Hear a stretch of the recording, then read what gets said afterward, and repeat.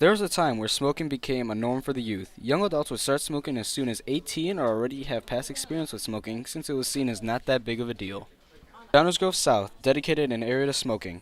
Students and staff would be allowed to smoke in the designated area during their free time. Doing so only encouraged the community to continue their habits. Many of these young adults incorporated these cigarettes into their lives without knowing the long-term effects on their health and those around them. You could say it brought people together, as they would linger around the designated area to socialize. It was until DGS took the initiative to replace the smoking area with what is now known as the cafetorium. DGS did so to abide by the Illinois health laws, which enraged some of the smokers. Here you can see the DGS cafetorium. Most students don't even know there was a smoking area back in the day, right where they sit down to eat. Teenagers are all around you smoking in school, whether you know it or not. Here are some of the spots that students may use to continue their habits.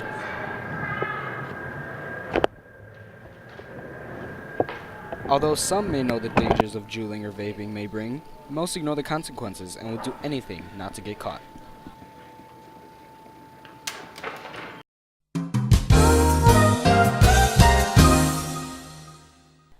Now, let's take a moment to see how the DGS community views this topic.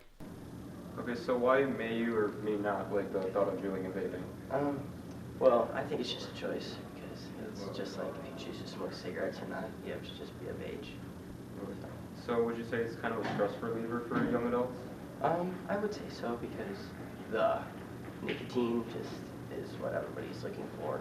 It just is used as a stress reliever, I guess. Right. So should there or should there not be a punishment for smoking? I do not think there should be a punishment if you're of age of like 18, and if you're not, there's definitely should be a punishment, but I don't know what it should be. And what do you think those punishments should be?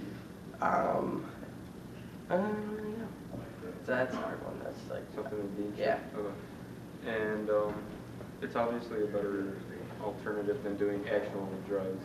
Oh, 100%. It's just like smoking a pack of cigarettes. It's what they're legal, and drugs are not. Thank you. So when did you start smoking and when did you start? I started smoking when I was in high school. I was actually a foreign exchange student, and I was in Colombia for the summer, and everybody was smoking. And I was like, oh, I wonder to see if I could inhale. And so I started smoking, and then, when I came back to the United States, I continued to smoke.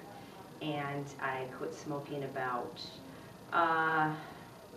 6 years ago. So would you say it was a bit of peer pressure? I don't know if I felt peer pressure then. I wanted to be maybe cool. And I looked at it like, everybody else is smoking, so it's got to be something, why are they smoking? And what is this, inhaling thing, and can I inhale? Right. Yeah. And so what do you think about the new smoking trends for young adults now? It's scary because they don't know that much, about it. I mean, my stepson is in a band. He's 20, and I think there's most of them are in their early 20s, and there's 2 or 3 of them that smoke. My son, for what I know, does not smoke, but it's very scary to me because I think when you're younger, you think that nothing can happen to you, and you're invulnerable and things like that. But I have struggled with smoking for all my life.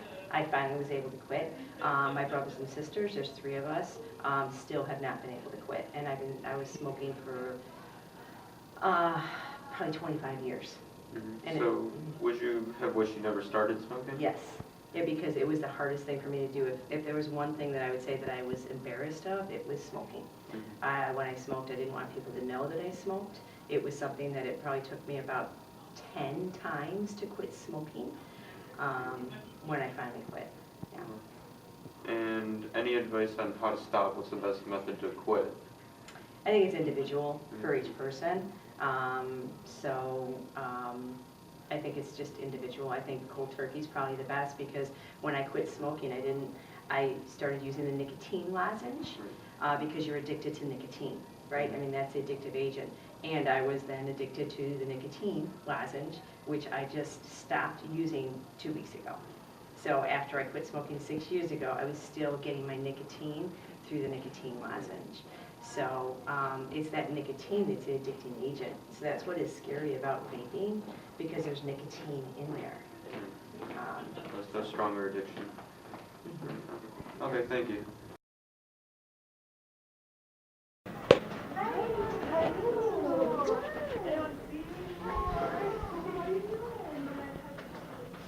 Hey, what are you doing?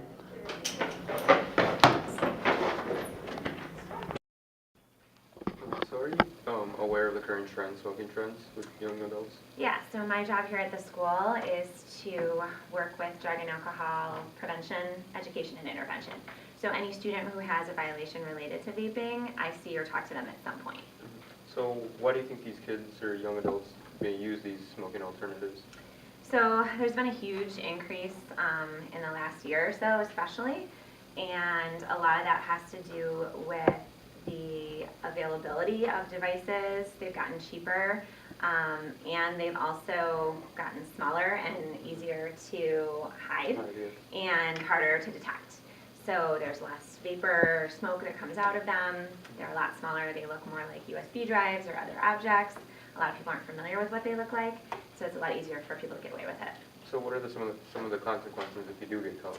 So if a student's caught at school, either in possession of a vaping device or vaping during class or in the bathroom, in the hallways, whatever, typically for a first offense, it's going to be either a one-day suspension or a Saturday detention. They are also issued a ticket now by the Downers Grove Police Department. So just as of the third week in January, there's a new village ordinance that it is a ticketable offense. So the fee is, I believe, $50, and if it's not paid promptly, it increases to $100. And then on a second offense, the consequences get more severe, so it can be a couple of suspension days or longer. Okay. And so how do you believe you could steer kids away from these? I think that a lot of students don't realize the impact that especially nicotine-based vaping has on their bodies and their brains. Nicotine is incredibly addictive, and we've definitely seen, and I've worked with some students who become really, really dependent. Especially with vaping, the amount of nicotine they're taking in is much higher than smoking traditional cigarettes. So nicotine addiction impacts your brain development. It also primes you for other addiction problems in the future.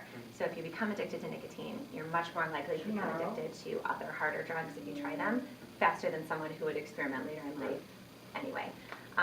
There's also a lot of research left to be done about the impact of the chemicals and toxins that you're taking into your lungs. So it's not tar in the same way that a traditional cigarette is, but you're still taking in chemicals that can aggravate respiratory conditions and impact breathing in the long term. So would you say it's a bit of peer pressure, like a stress reliever kind of thing? I think that some students have talked about it being kind of just a stress reliever. You sort of do get that instant buzz or high from taking in a lot, especially if you're smoking a lot at once. I think it's kind of a trendy, techie kind of thing right now. It's gaining popularity because it's been easier to get away with. The schools are definitely trying to do more to prevent students from vaping, especially here in the building.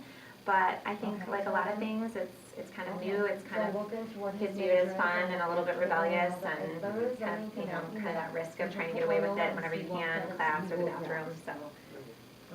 Thank you. So why may you or may not like the thought of juuling and vaping? I just don't see the point in it personally. I don't see why you would do that to your own body. And people say it's harmless, but I've heard that it's not. So I don't really know the details of it. But in the end, it's just seems like a stupid trend to me, and I don't really see the point in going out of your way to do it. So for the kids that do choose to use these alternatives, is it a stress reliever, do you think? Or what I mean, I think it is a stress reliever for them, but I do think there are better ways to go about relieving stress. You can, join a club or activity. You can join a sport. There are much better ways than, possibly harming your body. Right. And it's a better alternative than actually doing like actual drugs. So what do you think about that? Is it okay for them then? I mean, it's a better alternative to drugs, yes, but is it better than not doing it? Probably not. So you got to think about it that way too. Thank you.